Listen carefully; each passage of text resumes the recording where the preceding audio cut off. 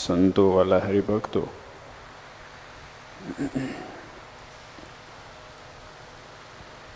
ખૂબ જ ભગવાનની કરુણા દયાથી આ ઉત્સવ દિન પ્રતિદિન ખૂબ સુશોભિત થતો આપણે નિહાળી રહ્યા છીએ. આપણને વારંવાર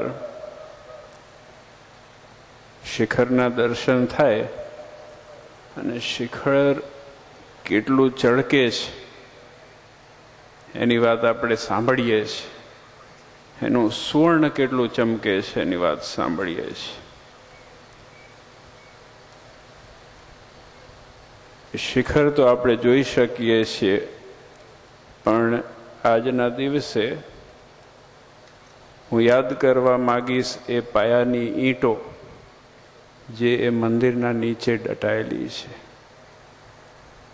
જે લોકોએ ખૂબ મહેનત કરી છે.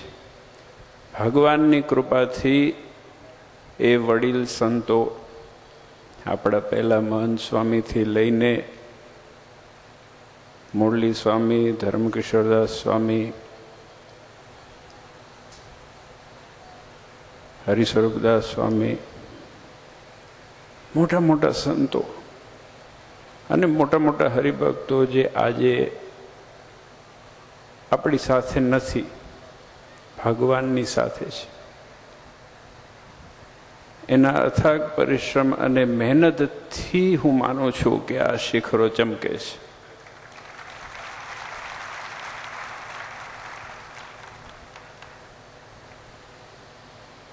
અને ઓફકોર્સ આજે જે તમે બધાએ યોગદાન આપ્યું છે, ખૂબ મહેનત કરી છે, ખૂબ પરિશ્રમ કર્યો છે આ સંતોએ અને તમે બધા હરિભક્તોએ તન, મન અને ધનથી ખૂબ સેવા કરી છે.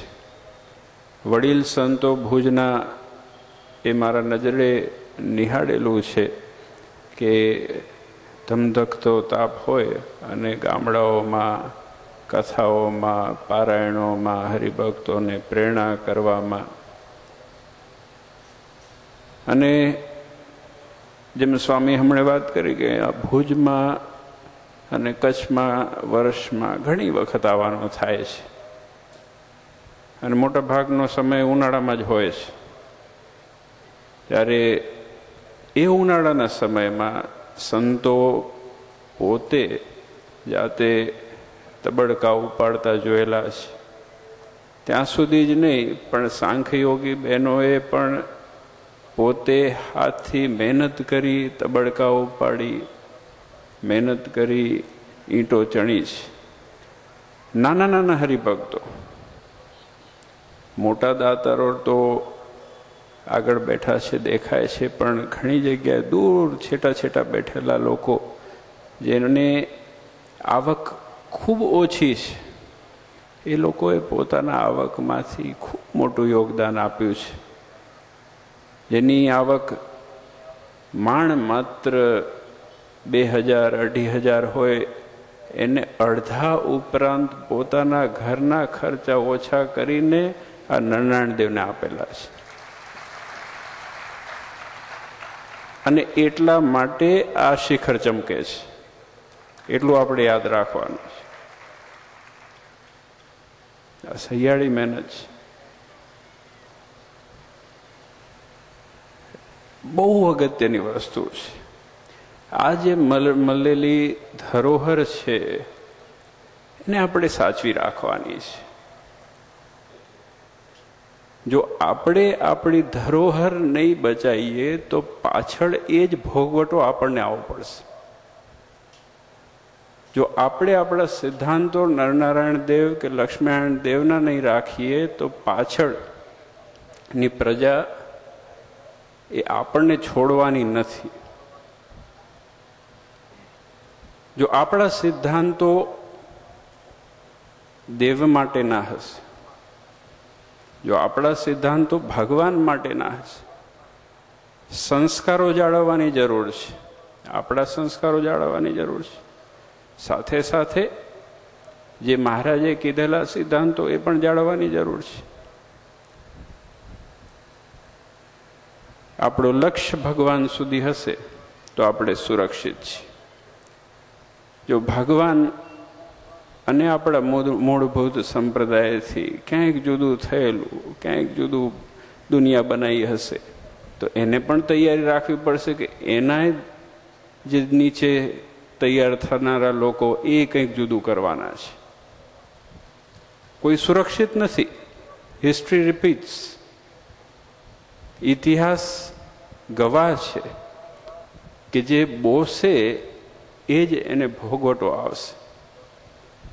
આપણે બાવળ વાવ્યા હોય અને વિચાર કરીએ કે આંબા નીકળશે તો નીકળવાના નથી. આંબા જો ખાવા હોય તો આંબા વાવવા પડશે.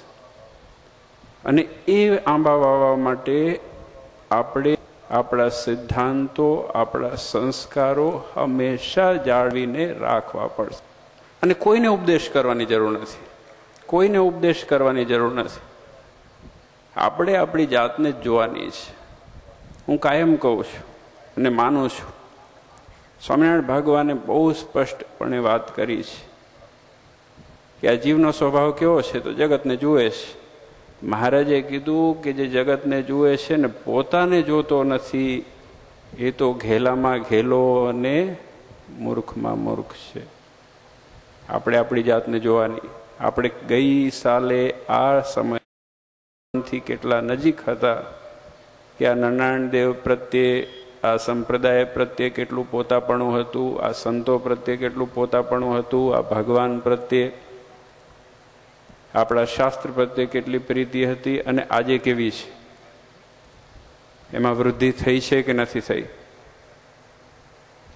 એ જાળવીને રાખશું, એ સાંભળીને રાખશું, એનું એનાલિસિસ કરશું તો આપણે આગળ વધશું. આપણે આપણી જાતની સાથે ભગવાનનો સંબંધ કઈ રીતે મજબૂત થાય એની ખાસ તકેદારી રાખવાની છે. અને એના માટે જ આ ઉત્સવ છે, એના માટે જ આ સમય છે, એના માટે જ આવા ભવ્ય મંદિર સ્વામિનારાયણ ભગવાને બનાવ્યા છે. આ નારાયણ દેવ એના પાછળ તમે જેટલી તન મન અને ધનથી સેવા કરી છે તો હંમેશા તમારા અંદર એ નારાયણ દેવ પ્રત્યેની નિષ્ઠા ગમે ત્યાં જાઓ એ ક્યારે પણ ડગે નહીં. પૂજ્ય રાકેશ પ્રસાદજી મહારાજે સરસ વાત કરી. મૂર્તિઓ કઢાવનાર ઘણા નીકળશે, મૂર્તિઓ રખાવનાર કોઈ નહીં નીકળે. આ નારાયણ દેવ, આ સ્વામિનારાયણ ભગવાન, એની મૂર્તિઓ રખાવનાર એવા જે સંતો છે એની ઓળખાણ કરજો તો આપણે સુખિયા થશું. અને ખૂબ આનંદ થયો. આપ સૌ પધાર્યા અને મહારાજના ચરણોમાં એ જ પ્રાર્થના કે આપ સૌના અંદર ખૂબ સુખ, સમૃદ્ધિ, સંપત્તિ દિન પ્રતિદિન અભિવૃદ્ધિને પામે અને તમારી દેવ પ્રત્યેની નિષ્ઠા દિન પ્રતિદિન અભિવૃદ્ધિને પામે. એ જ નારાયણ દેવના ચરણોમાં પ્રાર્થના.